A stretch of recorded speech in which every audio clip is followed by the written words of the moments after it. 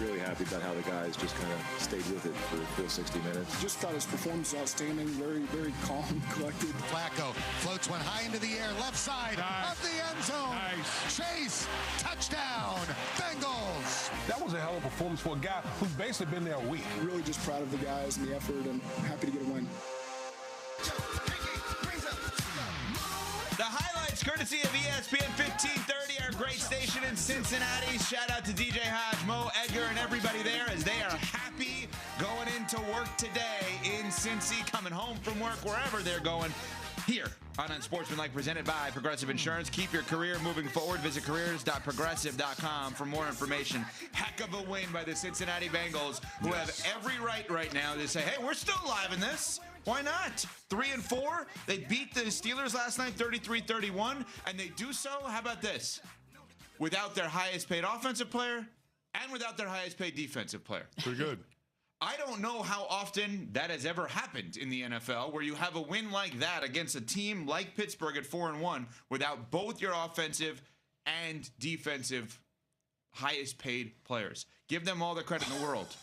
You're laughing at what? I'm trying to figure this out because our FPI still has the Steelers with the best chance to win the division. Okay. But the Baltimore Ravens are second. Still. I don't know how this is possible. I'm going to guess they're right. The Baltimore Ravens have twice as much a chance at winning the division than the Cincinnati Bengals. The Bengals have an 11% chance of winning the AFC North. The Baltimore Ravens have a 22% chance. The Cincinnati Bengals are 3-4 and 2-0 in the division.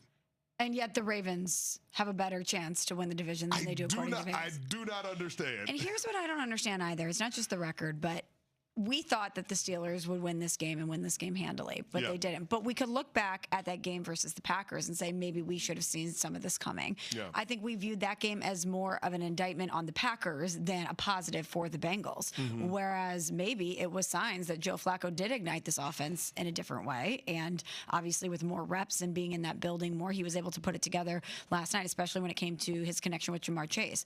But with the Ravens, I don't know what I would point to say, oh, yeah, they're going to turn this around. Like the Bengals, you could make the case based on the Packers' performance. When Lamar was there, sir.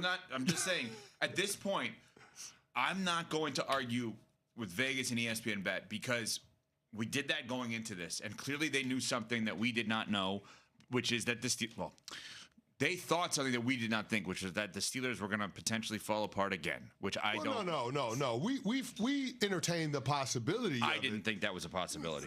Well, I certainly did. I know you did. The Pittsburgh Steelers are the oldest team in the AFC, second oldest team in the league. Yeah. So there's always a chance that things could fall apart. And players don't get healthier as they get older. So guys getting banged up, that attrition, that could ultimately lead to a bit of a spiral, similarly to what we saw last year after they got out to that 8-2 start.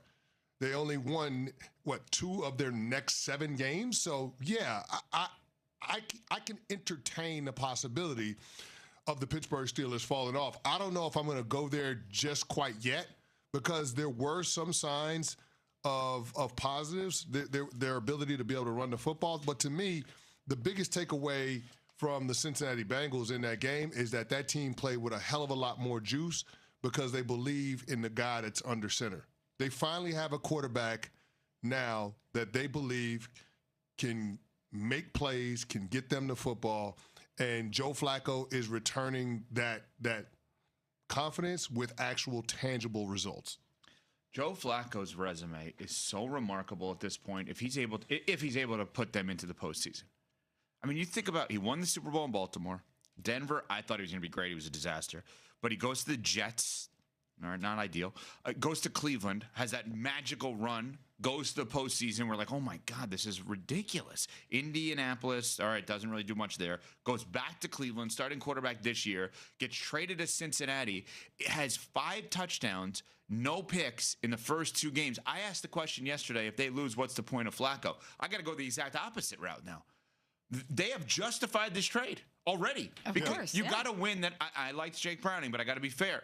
You got to win that you were not going to get. And this is a team that is trying to win now. This is not a team that's peeling off pieces just yet, we don't think, to buy time until Burrow comes back. Right, but we should all give ourselves some grace for this, because the version of Joe Flacco that we saw in Cleveland is not the version that we've seen the past 2 weeks with the Cincinnati Bengals. This year with Cleveland, he was turning the ball over. He was not the answer. Yeah. They made the right decision in moving on from him. So, of course, we thought that would persist in Cincinnati. I did not expect him to once again kind of come off the couch and be able to spark a team. I thought that was past him. I really did, and I was wrong. So what do they do now, though? Because now if you're Cincy, you're thinking, okay, we're 3-4. We have some life here. What Flacco does is the smartest thing, which is I have an A-plus receiver on one side and an A receiver on the other side. I'm just going to chuck them the ball. They're both A-plus receivers. Okay, so I have 2 A-plus receivers. I mean, that play that T. Higgins made on that go ball at the end to have the wherewithal to get down so they can run out clock so they don't have to worry about putting their defense back on the field and kick the game-winning field goal. That was awesome, man. That is big time. Because how many receivers in that instance are going to go for the touchdown? The majority of players in the NFL are going to try to score the football in that circumstance, but not him. I mean, they had a field day against those Pittsburgh Steelers corners. So give them credit for being able to show up and make plays for their quarterback. And again, Joe Flacco is going to be able to throw the football until he's 60 years old. He is going to be 70 if he's got those two. He's going to be a competent NFL quarterback, right? And when you put him with those guys and you keep him clean, which the offensive line did a good job of yesterday, then you're going to get those results.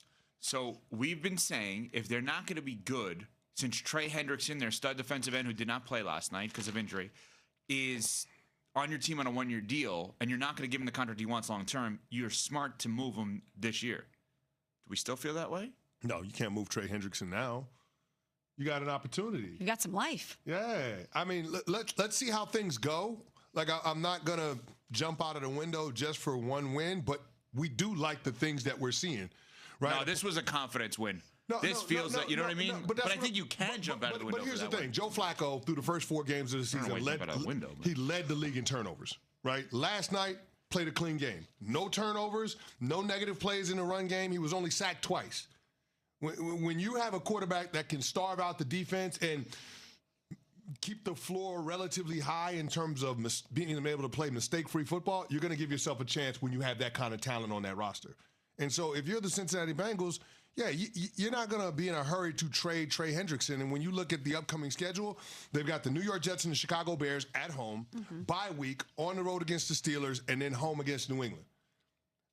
They can think they're going to win all of them. They can think they're going to win all of them, but even if they go 500, they're 5-6 going into a Thanksgiving Day game against the Baltimore Ravens. And who knows what the state of Baltimore is going to be at that point. Yeah. And Joe Burrow potentially can come back in December. So there's a reason to be optimistic in Cincinnati. You don't have to punt on the season, and it's because you were able to go out there and get Joe Flacco. Last night was an amazing night to watch and consume all around, except for one thing.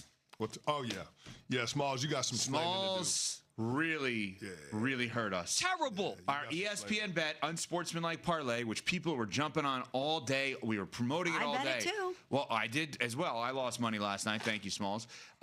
We had the over at 43.5. Cincy, did that hit? Yes. Okay. We had Jamar Chase over 90 yards. Or no, over 70 yards. 70 excuse me. yards. Did that hit? Yes. We had DK Metcalf, 5 catches or more. Did that hit? No. And who picked that one? I did. Now, in her defense, DK Metcalf did have his hands on a football, and DJ Turner, the corner from Cincinnati, took it away from him.